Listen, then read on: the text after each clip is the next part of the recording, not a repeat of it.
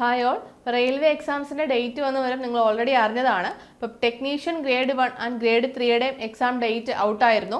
Exam date വരുന്നത് 5/3/2026 മുതൽ 9/3/2026 വരെയാണ്. അപ്പം ഇനിയുള്ള ദിവസങ്ങൾ നിങ്ങൾ സിസ്റ്റമാറ്റിക്കായി പഠിച്ചെങ്കിൽ മാത്രമേ നിങ്ങൾക്ക് ടെക്നീഷ്യൻ ഗ്രേഡ് 1 ആയാലും ഗ്രേഡ് 3 ആയാലും നിങ്ങൾക്ക് ക്രാക്ക് ചെയ്യാൻ വേണ്ടിയിട്ട് സാധിക്കുകയുള്ളൂ. അപ്പോൾ നമ്മൾ ഗ്രേഡ് 1ൻ്റെ സിലബസ് നോക്കുകയാണെന്നുണ്ടെങ്കിൽ ടോപ്പിക്സ് വരുന്നത് general awareness 10 questions, general intelligence and reasoning 15, basics of computer and application 20, maths 20, basic science and engineering ആണ് 35 മാർക്കിന് വരുന്നത്. അങ്ങനെ ടോട്ടൽ 100 മാർക്കിൻ്റെ 100 ക്വസ്റ്റ്യൻസ് ആണ് ഉണ്ടാവുക. അപ്പോൾ നിങ്ങൾ ഇനിയുള്ള ദിവസങ്ങളിൽ പ്രീവിയസ് ഇയർ ഒക്കെ നോക്കിയിട്ട് കൂടുതൽ വെയിറ്റേജ് ഉള്ള ടോപ്പിക്കുകൾ ഇമ്പോർട്ടൻ്റ് ആയിട്ട് നോക്കി പഠിക്കാൻ വേണ്ടിയിട്ട് ശ്രമിക്കുക. ഇപ്പോൾ ഇവിടെ നോക്കുകയാണെങ്കിൽ ബേസിക് സയൻസ് ആൻഡ് എഞ്ചിനീയറിംഗിനും കമ്പ്യൂട്ടർ ആപ്ലിക്കേഷനും അതേപോലെ മാത്സിനൊക്കെ വെയിറ്റേജ് ഇവിടെ കൂടുതലാണ്. ഇപ്പോൾ ജനറൽ അവയർനെസ്സിന് 10 ക്വസ്റ്റ്യൻസ് ആണ് പറയുന്നത്. ജനറൽ അവയർനെസ് എന്ന് പറയുന്ന ഒരു ടോപ്പിക്ക് വാസ്റ്റ് ആയിട്ടുള്ള ഒരു ടോപ്പിക്കാണ്.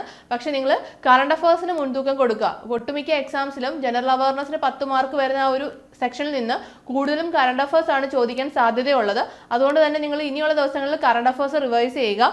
അങ്ങനെ സിലബസ് നോക്കി പ്രീവിയസ് ഇയർ ക്വസ്റ്റ്യൻ പേപ്പേഴ്സ് ഒക്കെ അനലൈസ് ചെയ്ത് അതിലെ വെയിറ്റേജും കാര്യങ്ങളൊക്കെ നോക്കിയിട്ട് ഇനിയുള്ള ദിവസങ്ങൾ നിങ്ങളുടെ പ്രിപ്പറേഷൻ മുന്നോട്ട് കൊണ്ടുപോവുക. കാരണം സിലബസ് മുഴുവൻ പഠിച്ചു തീർക്കാനുള്ള ഒരു ടൈം നിങ്ങളുടെ മുന്നിൽ ഇനി ഉണ്ടാവില്ല. അതുകൊണ്ട് സിസ്റ്റമാറ്റിക്കായിട്ട് പഠിക്കാൻ വേണ്ടിയിട്ട് ശ്രമിക്കുക. പിന്നീട് നമ്മൾ ടെക്നീഷ്യൻ ഗ്രേഡ് 3യിലേക്ക് വരുമ്പോൾ ജനറൽ അവയർനെസ്സിന് അവിടെയും 10 ക്വസ്റ്റ്യൻസ് ആണ്. General intelligence and reasoning 25, maths 25, general സയൻസിന് 40 ക്വസ്റ്റ്യൻസ് ആണ് ഉണ്ടാവുക. അപ്പോൾ 40 മാർക്ക് ഒരു 100 മാർക്കിൽ 40 മാർക്കും വരുന്നത് ജനറൽ സയൻസ് എന്ന് പറയുന്ന ഒരു ഏരിയയിൽ നിന്നാണ്.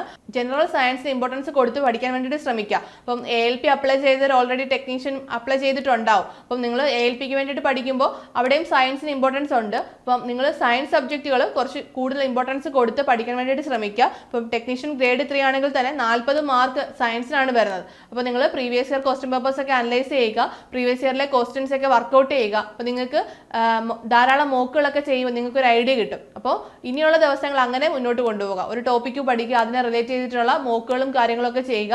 അങ്ങനെ മാക്സിമം ക്വസ്റ്റ്യൻസിലൂടെ കടന്നു പോയെങ്കിൽ മാത്രമേ നിങ്ങൾക്ക് കറക്റ്റായിട്ട് ഈ ഒരു എക്സാം ക്രാക്ക് ചെയ്യാൻ സാധിക്കുകയുള്ളൂ. നമ്മുടെ ഏണസ്റ്റ് അക്കാഡമിയിൽ നമ്മൾ RRB technician grade 1 and grade 3ക്കായിട്ട് complete syllabus coverage courses available ആണ്. അപ്പോൾ നിങ്ങൾക്ക് നമ്മുടെ കോഴ്സിനെ കുറിച്ചുള്ള കൂടുതൽ ഡീറ്റെയിൽസ് അറിയാനും നമ്മുടെ കോഴ്സിൽ ജോയിൻ ചെയ്യുന്നതിനുമായിട്ട് താഴെ കാണുന്ന ഗൂഗിൾ ഫോം ഫില്ല് ചെയ്യാവുന്നതാണ്. അപ്പം അടുത്തൊരു വീഡിയോയുമായി വീണ്ടും കാണാം. All the best.